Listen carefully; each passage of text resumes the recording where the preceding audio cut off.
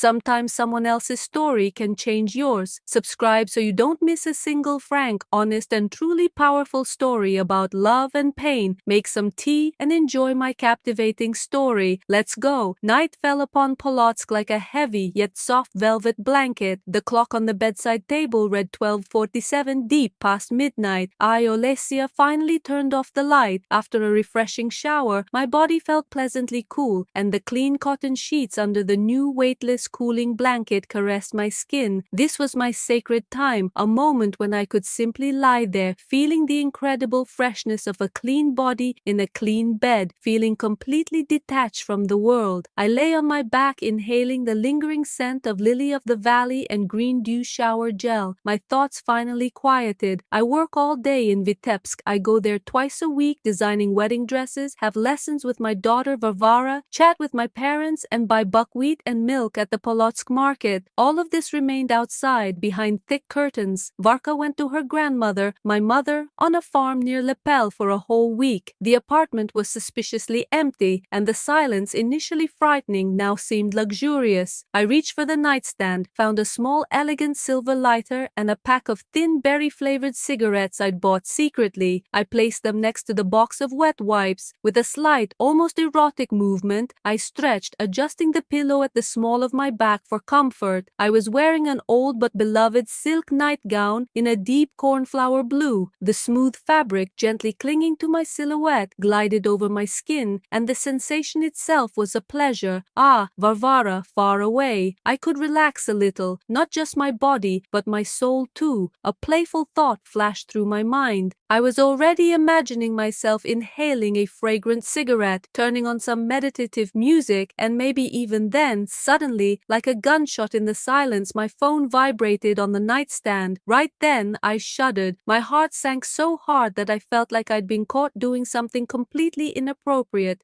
But I was alone. Seeing the call, I turned my head. The screen glowed in the dark, and Dmitri appeared in large letters. Work Slishware, Dimka. This is Dima, the father of Varvara's classmate, with whom we are friends with our families, communicate on work matters. He's a lawyer, and we organize all the school holidays together. He doesn't call at this time. Never. Panic. Something happened to Varvara, even though she's with my mom, not his. But what if something serious? I wanted to ignore it, just lie there and wait for the call to end, but my finger, ignoring me, reached for the screen. Accept. I quickly, frantically, pulled the blanket almost to my chin, making sure my cornflower blue nightgown and my agitated state were safely hidden. The screen lit up, illuminating the room with a cold light. Dima was sitting in his kitchen in Mozart. He often goes there to visit his parents. He was probably there now, wearing a simple dark blue t-shirt. In his hand was a large, heavy clay mug, probably filled with herbs. His hair was disheveled and his eyes were tired and lost. Not drunk? No, Dima rarely drank, but they seemed somehow distant. In the background was his old but cozy kitchen, a dark window, and the glare of a table lamp. Sorry, he said first. His voice was muffled. You were probably sleeping. I didn't mean to disturb you, Tok. No, I was just lying down. I lied, adjusting the blanket over my shoulder. He nodded and took a long sip from his mug. I thought you wouldn't take it, he admitted. Something in his tone made something inside me clench sweetly. Silence fell. I remained silent, staring at the screen. He looked away, then back at me. Sometimes you don't want to be alone, he said quietly, as if to himself. Even just being silent with someone is better than being silent alone, Tok. My fingers tightened on the edge of the blanket. Dima, our eternal optimist, the life of the party, always collected and well-groomed, now looks so vulnerable. And Varya's gone, he added, taking a sip from his mug. The apartment's too much, a resonant spot. I get it. My apartment was resonant too. Are you drinking something hot? I asked, trying to fill this all too intimate silence. Melissa and mint. Grandma insisted on it, said it was for her nerves. He chuckled, and in that grin, a hint of the Dima I knew slipped through. I couldn't help but smile faintly. Why aren't you sleeping, Dima? I don't know. He shrugged, tossing and turning, then got up, poured himself some of that crap, thought I wanted to talk to someone, and chose you. Surprised? I wasn't surprised. No, we'd been friends for a long time. At first, it was just casual conversation. Take my daughter from the club, and I'll take yours from the music school. And then, somehow, in between, let's get together for a barbecue in Belovizhskaya Pushcha, and I need your legal advice about copyright. We became close, not in the way people think, but in the sense that you can call at night and just be silent together. No, I answered honestly. I wasn't surprised. Period. His gaze changed. It became more attentive, as if he was trying to burn me with his gaze through the screen. Are you in bed? He asked. Sorry, I didn't mean to. Are you disturbing me? I said, and felt how those words sounded unnaturally true. Of course he was. He had interrupted my plans for a special evening alone, but now, looking at his tired face, I didn't regret picking up the phone. Tell me something, he asked, and his voice became almost a whisper. It doesn't matter what, just for your voice to be there. I closed my eyes.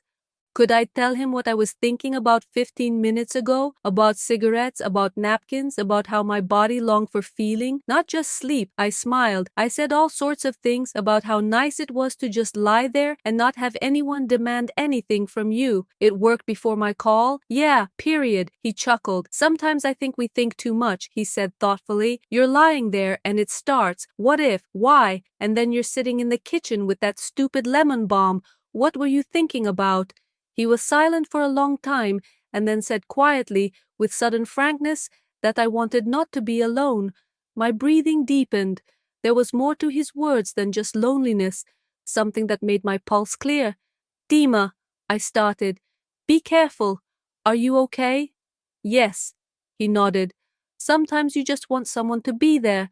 Not physically, but you understand. I understood. My emptiness was exactly the same as his. I wanted someone there too, not necessarily to talk, not necessarily to do anything, just to be. I understand, I said, and our eyes met through the screens. We talked about nonsense, about the new series, about his trip, in Mozart, about how noisily the neighbors upstairs were moving furniture. Ordinary conversations that meant nothing and everything at once. I looked at him and caught myself not wanting to disconnect. I forgot about my plans, about the napkins, about the cornflower blue nightgown. Right now it felt absolutely fine to just lie there, holding the phone and listening to his quiet voice. You look calm, he interrupted his story about work. So, homie, I adjusted the blanket. Yeah, the nightgown, the blanket.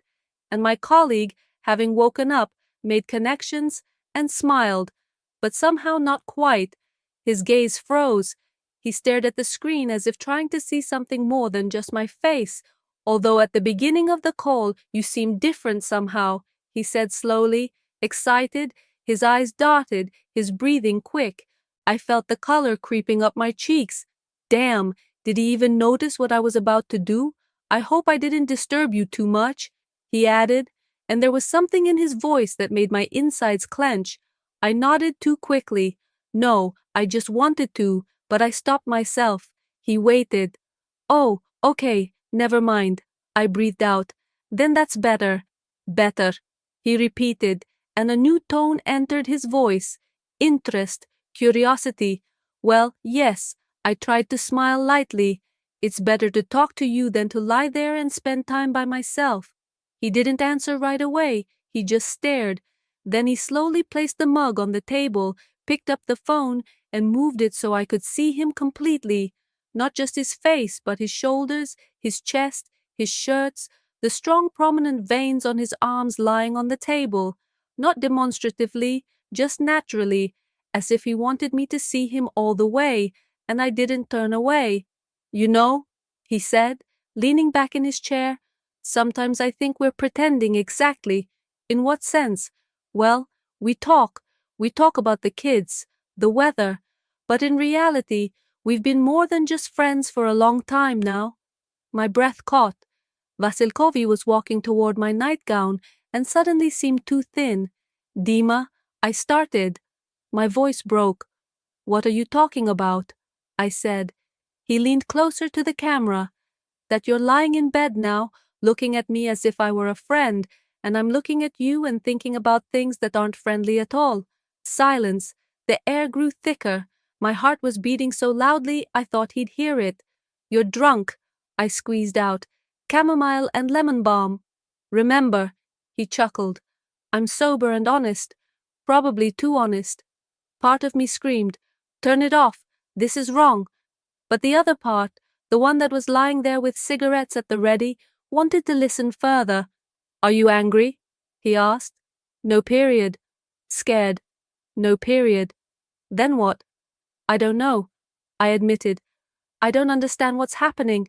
"Maybe I shouldn't understand. Maybe I should just be." "Be," I repeated. "And what does that mean? Right now, for example, you're there, I'm here. We look at each other, and it's good, really, good, period." I opened my eyes and met his gaze. Yes, good. Too good to be honest. So good, it's scary, period. 4 days had passed, 4 days of absolute silence from Dima, and 4 days of internal chaos for me, Olesia. I returned to Minsk after a 2-day business trip to Vitebsk, and the apartment, which had seemed echoing since Varvara's departure, now felt like a crypt. Dima's call lodged itself in my head like a splinter, causing a constant nagging tension. I tried to act as usual, working on sketches of wedding dresses that were supposed to be delicate, but with a wide corset that would be felt on the body, my favorite description of clients, reflecting a slight fetish for tactile sensations, going shopping, running errands. But as soon as I closed my eyes, I saw his face on the screen, his tired eyes, his strong hands on the table, and I heard, "I look at you and think about things that are anything but friendly." Tonight I decided to regain control. If he doesn't call, it was a momentary insanity, a daisy-like intoxication, as I called it to myself. I decided to end the very evening he interrupted. I put on my new loungewear, a form-fitting jumpsuit made of soft, almost imperceptible velour in a dark burgundy color that accentuated every curve of my body. Over it I threw on a thin black silk kimono robe with a wide belt, which I cinched just a little tighter than necessary. Feeling that light pressure from Natalia was my little, completely innocent fetish for the feeling of being bound and formed. On my feet I wore burgundy ballet slippers. I was a model of controlled seduction, but only to myself. The mood should have been relaxed, but I was tense. I went to the window. A lingering drizzle was falling, enveloping Minskaya Street near Kamenaya Gorka in semi-darkness and the scent of wet asphalt and damp earth. That smell of rain always had an aphrodisiac effect on me, awakening a kind of wild, natural melancholy. I turned on some music and lit those same untouched cigarettes. I took my first long drag. Berry-infused smoke filled the room. I closed my eyes, trying to recapture that feeling of clean skin on clean underwear,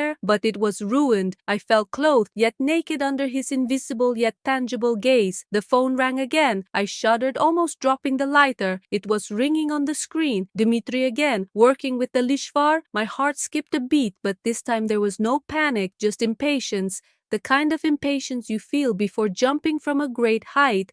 I picked up the phone without thinking, sat down in the chair, and turned toward the window so he could see only my silhouette, shrouded in the twilight and rain. "Hello?"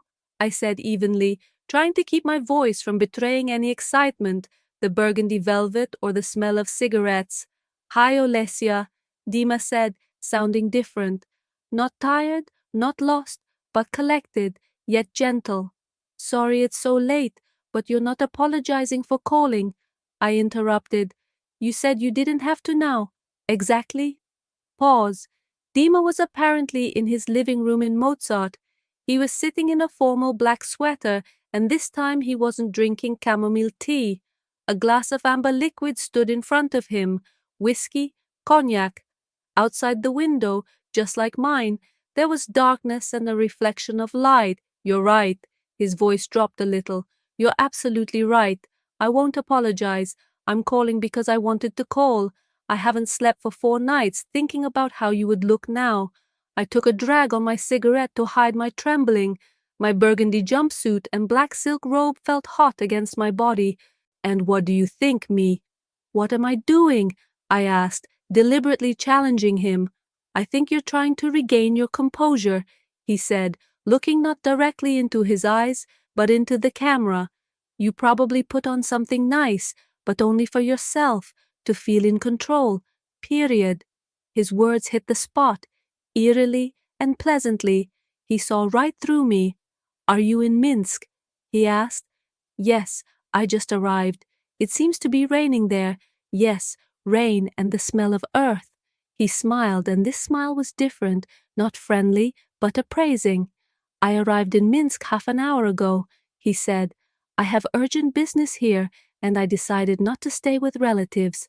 I rented a room in a hotel near Nemiga on the 12th floor. From here, you can clearly smell the rain." I felt my heart squeeze with anticipation. "Why are you telling me this? Just so you know," he said, taking a sip from his glass. "So you know I'm physically closer than you think, not just on screen. I'm in the same city, Olesia, period." My gaze fell on my velour jumpsuit. I felt the slight pressure of Natalia's belt become too noticeable. My plans for the evening went up in smoke. "You and I had a rule. We don't cross the line." I spoke with difficulty. "Friends, parents, school, period. Olesia," he leaned in, and the light from the living room illuminated his strong cheekbones and the shadows under his eyes. "Do you really believe we're still just friends after you picked up the phone in the middle of the night and let me say things like that to you?" His voice became demanding. There was no aggression in it, but there was confidence. Confidence that broke me and built me up at the same time. "What do you want?" It was the most honest question I could ask. He leaned back, and his chest, clad in his black sweater, became visible again. "I want to stop pretending," he said. "I want you to put on your boldest dress, go outside in this rain, and come to the hotel,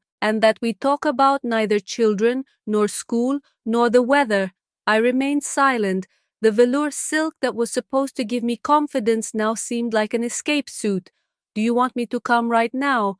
"I want you to come as quickly as your desire allows." What if this is wrong? It was wrong to remain silent for so many years. Wrong. It doesn't allow yourself to feel. You are now in your burgundy jumpsuit and black silk, breathing in the scent of rain and listening to me. This is wrong. I don't think, talk. His words, his knowledge of my bold home style, his hint of my desire. It was all too much. It was like a challenge thrown down to me, the mistress of the situation. I looked at my velour jumpsuit, at the belt that was squeezing Natalia, and made a decision. "Okay," I said. My voice became harsh but excited. "I'll come, but if you say a word about Varya or school, I'll leave immediately. Deal?" He smiled, and this smile was already victorious. "I'm waiting, and please, wear something that will feel like your velour at home." He knew. He guessed that I was wearing something special for myself. This knowledge was his main weapon. I hung up and put the phone down. It burned like a coal. I looked at the velour I'd chosen so carefully. No, it was too simple for him. I needed something bolder, something that would feel on my skin but still look like combat gear. I went to the closet. My eyes fell on the black patent leather knee-length raincoat and the burgundy latex gloves that I bought in Warsaw last year and never wore, and under the flame nothing, just the high leather corset I designed myself for one of my collections, which accentuated every movement. It was my armor and my vulnerability. I reached for my gloves. The feeling of confinement and form was too strong to ignore. My evening alone had become a hunt. The taxi sped along the wet Minsk Avenue of the Pobeditli, leaving a trail of splashes in its wake. I sat leaning against the cold glass, feeling the black patent leather coat squeak quietly with every movement. Beneath it, the leather corset I'd singed to the limit didn't interfere with my breathing, but it did restrict me, holding my body in a perfectly tense position. This sense of discipline and confidence was what I needed right now. On my hands were burgundy latex gloves reaching almost to my elbows. I nervously smoothed their glossy surface, enjoying the cool, smooth touch. My hands felt alien, strong, ready for battle. On my feet were tall, elegant stiletto boots, also patent leather. I looked absurd for a nighttime city ride, like the heroine of a film noir, but it was my boldest dress, as he'd requested, and it felt just right on me. Victoria Nemiga Hotel. The tall glass building glowed in the rainy haze. 12th floor, I repeated to myself as I entered the lobby. It was warm inside and smelled of expensive coffee. I walked, trying not to attract attention, though the creak of my patent leather coat and the click of my stilettos made that nearly impossible. My makeup was minimal, just mascara and bright red lipstick contrasting with my burgundy gloves. The elevator took me to the 12th floor. The corridor was quiet. The carpet muffled my footsteps. I found the right door, 1214. I stopped in front of of it. The corset squeezed my waist. The gloves were cool against my palms. The tension was physical, almost palpable. My fetishes, the discipline of form, the gloss, the limitations were at their peak, giving me strength. Mustering up my willpower, I knocked. The door opened almost immediately. Dima stood there. He was no longer wearing a black sweater, but a white shirt, unbuttoned 3 buttons. His sleeves were rolled up to his elbows, revealing strong forearms with prominent veins. He smelled of something fresh, apparently. He had just taken a shower. His gaze swept over me slowly, from the top of my head to my patent leather boots.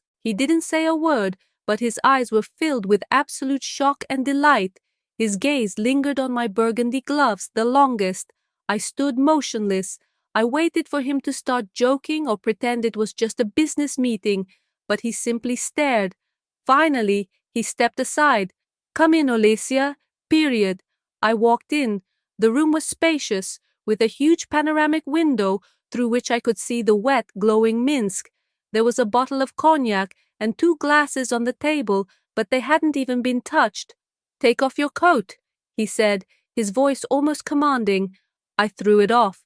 It fell to the floor in a heavy, wet, glossy lump, and there I stood before him, a black leather corset squeezing me, giving my figure a dramatic, almost unrealistic shape, and latex gloves. Underneath the corset, only thin black panties and stockings. Erotic, but strictly within censorship limits. Nothing was exposed, yet everything was emphasized and exposed in intent. He approached me, his gaze fixed on me. He was stunned by my frankness. "You've exceeded all my expectations," he whispered. He reached out, and his fingers gently touched the glossy surface of a burgundy glove. It was a touch of skin on latex, gentle and electric. "You said the most daring dress," I replied. The voice was low and hoarse through the corset. "This is my armor and my challenge." He stepped back, gesturing to the sofa. "Sit down. Let's talk." Period. I sat down, trying not to lose the majestic posture the corset dictated. He sat down opposite. "You didn't ask about Varya?" "You fulfilled the conditions," I noted, because right now I couldn't care less about Varya, school, or the weather. He said. His eyes blazed. "I haven't slept for 4 nights because I remember how ready you were for something when I called, and I interrupted you. Period." He paused. His gaze lingered on the corset. "I think you wore this to punish me and protect yourself at the same time, to restrict your movements, to keep from succumbing to the point." Again, spot on. He read me like an open book. My fetish for restriction was also my control. "You're right," I admitted. "The corset doesn't let me relax." He smiled, but it was sad. "And I put on this shirt because I know you love white cotton on a man's body, and I didn't want to wear any armor." This was a new level of openness. We exchanged fetishes and weaknesses like passwords. "Why did you call me, Dima?" I asked, feeling the corset compressing my lungs. "To see the real you." He stood up and walked to the window. Rain pounded the glass. "I'm tired of pretending. You're my best friend. I know you like no one else. I know how you hold your back when you're afraid. I know how you smile before you cry. I know that behind your outer elegance lies a woman who, like me, longs to be seen without masks."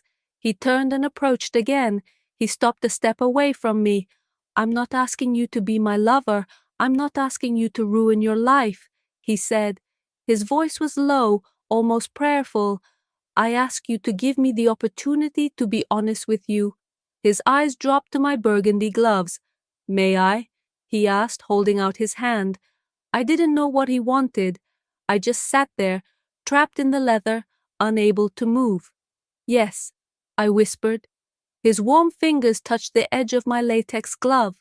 Slowly, with almost ritualistic tenderness, he began to pull the glove off my right hand. The smooth latex squeaked as it separated from the skin. It was erotic to the point of shuddering. When the glove came off, his eyes met mine. My bare hand, deprived of its glossy coating, felt cold and free. "This is my favorite part," he said quietly, holding the glove in his hand like a trophy. He threw the glove aside. My hand was now bare, vulnerable. "What now?" I asked, feeling that I had lost this battle of control.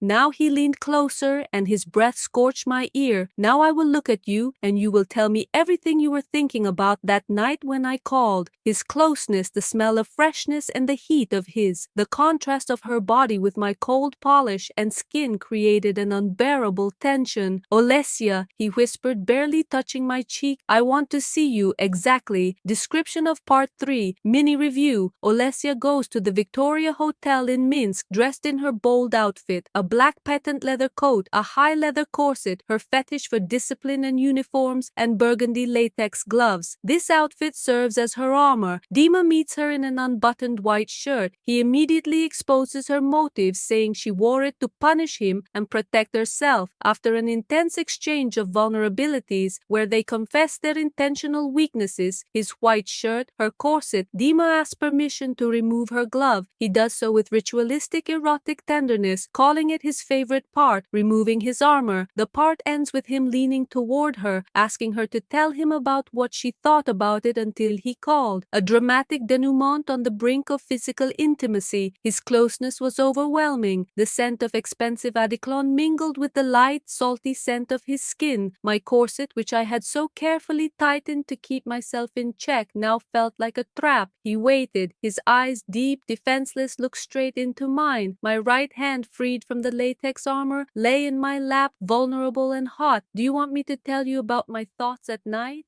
My voice was barely audible. He nodded. Without breaking eye contact, I took a deep, ragged breath. The corset prevented me from breathing fully, and this only heightened the drama of the moment. I was lying, Dima, in that very same cornflower nightgown. I began, and even this description seemed too intimate. No Varka, silence. I felt completely free. I paused, remembering that feeling. I thought about how good it felt just to feel. Every touch of fabric, a movement of air. I thought about how tired I was of being cast aside by roles, mom, designer, friend. I wanted to simply indulge myself. His fingers, which had been hanging suspended until then, very lightly touched my cheek, barely touching my skin. I wanted to feel desired, Dima, not someone needed for a report or help around the house, but simply a woman. I confessed, and it was so difficult that it took my breath away. I reached for the cigarettes and napkins, period. I dared to look him in the eyes. He didn't judge, didn't laugh. He understood. There was tenderness in his gaze, mixed with an irresistible desire. I wanted to frolic. As you put it that evening, I said, and I felt hot despite the coolness in the room. I wanted the sensations I forbade myself. Period. He slowly, ritualistically removed his hand from my face. He took my other hand, which was still confined by the burgundy glove.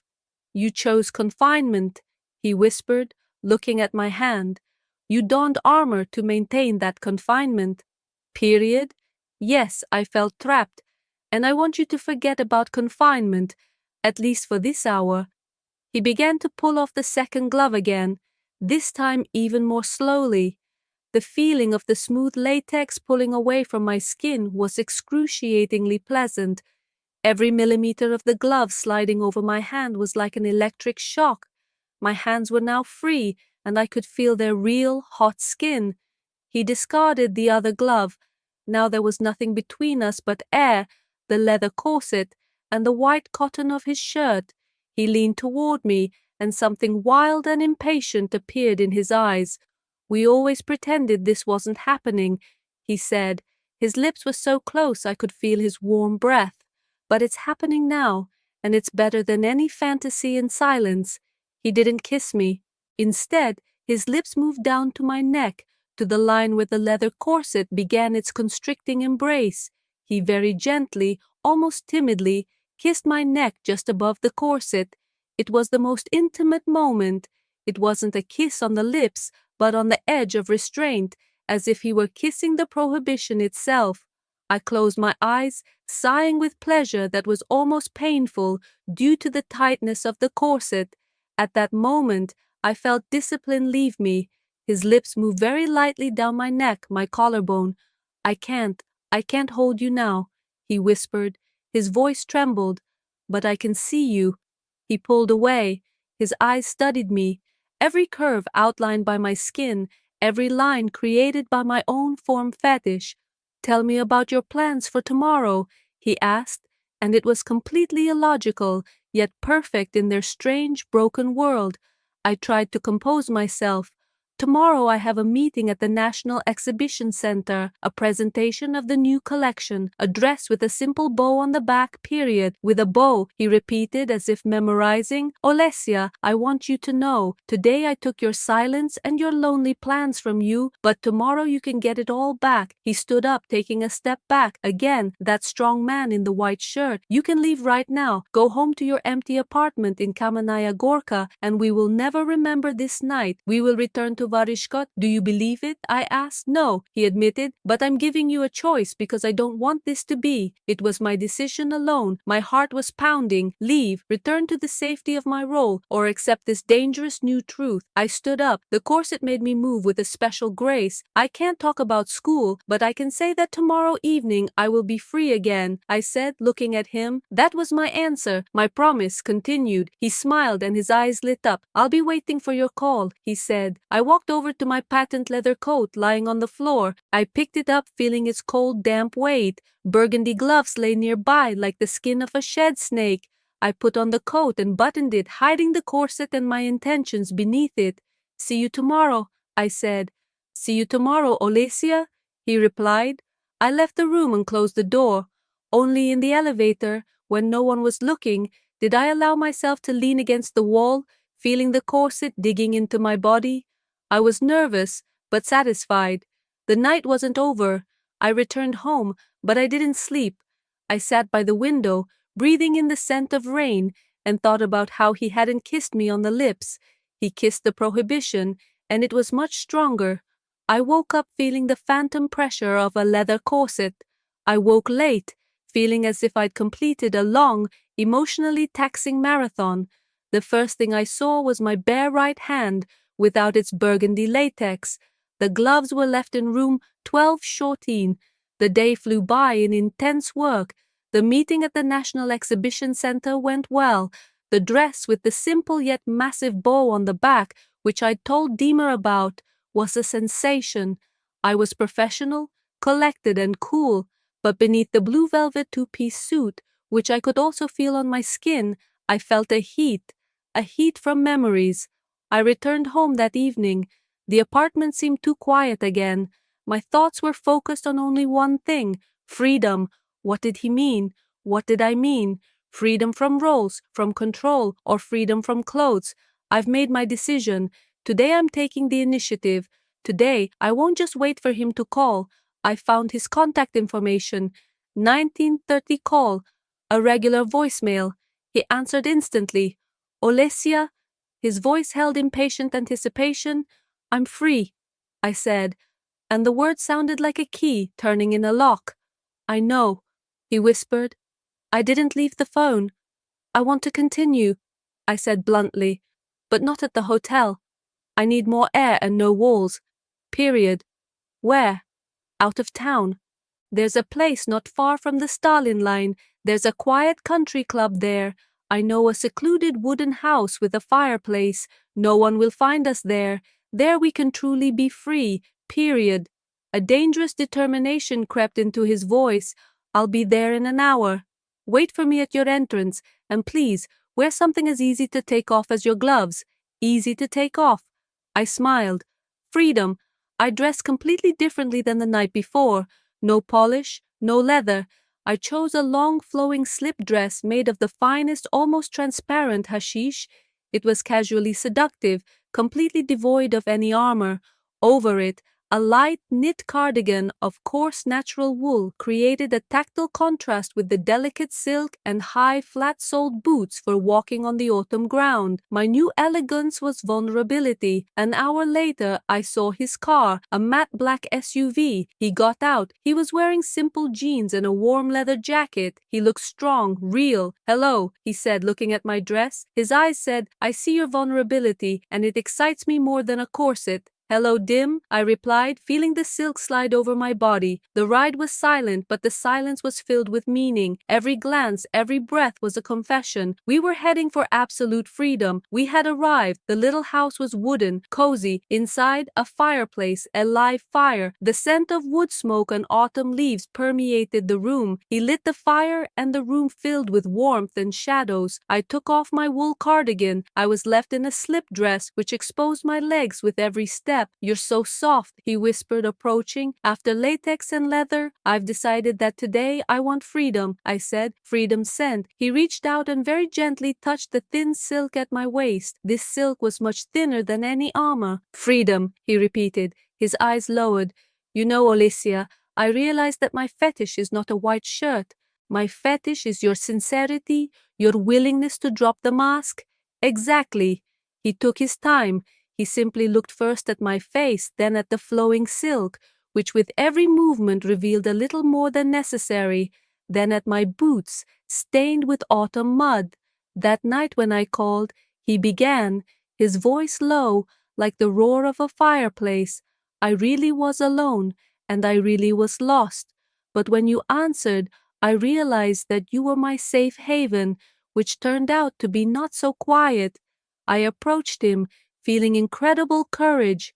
You kissed the forbidden, I said, remembering the kiss on my neck. Today, there are no forbidden things here. There's only us here, period. He took a step, and this time he didn't wait. He hugged me, but not like you hug friends. It was tight, demanding. I felt the rough leather of his jacket and the strong beating of his heart. Olesya. His voice was lost in my hair. He slowly pulled away, but his hands remained on my waist. His eyes were filled with emotion. He slowly raised his hand and carefully unfastened the thin straps of my slip dress. My gaze never left his face. I felt the cold silk slip off my shoulders, leaving my body exposed to his gaze. It was at that moment, as I stood before him, vulnerable, naked, in the censored sense, of course. The silk only slid down to my waist, revealing nothing unnecessary, but the intent was clear. A sharp, insistent ring rang on my phone. Ring, ring, ring. The sound was like a gunshot. Both of us shuddered. All intimacy and vulnerability shattered into pieces. I instinctively covered my shoulders. Dima looked at me with anger and confusion. I picked up the phone. Varya appeared on the screen. Grandma, my heart sank. A dramatic denouement. I accepted the call. Olesya, where are you? My mother's voice was panicked. Mom, I'm out of town. What happened? Varvara. She fell off the swing and hit her head hard. We're going to the hospital in Mogilev. I don't know what to do. She's crying, and she called you Aunt Lesya. She doesn't recognize me. The words fell. Mogilev, and most importantly, she called me Aunt Lesya. Memory loss, disorientation struck me like lightning. I looked at Dima. He stood there, absolute terror visible, his naked body beneath the slipped silk. Our moment of freedom was irretrievably lost. I'm leaving right now, I whispered into the phone. I blacked out. She quickly, frantically pulled the silk back on. What happened, Olesya? Dima approached. His face was pale. Varya, she'd fallen. Memory loss. They're going to Mogilev. My voice trembled. I need to go right now, period. Dima looked at me, then at the fireplace, then at the flowing silk of my dress. I'm taking you, Mogilev. It's 3 hours from here. Urgent period. We rushed out of the house. Silk, the smell of smoke, a violated boundary, and a wake-up call from reality. The SUV took off, carrying us from the forest that was supposed to be our freedom straight into the chaos of the hospital. Varvara called Olesya, Aunt Lesya. This could be the result of trauma, but it could also be the key to a long-hidden family secret, an unexpected connection with a biological father or another relative that would surface in a moment of crisis. Who is Aunt Lesya really, and what does this mean for Olesya and Dima's relationship?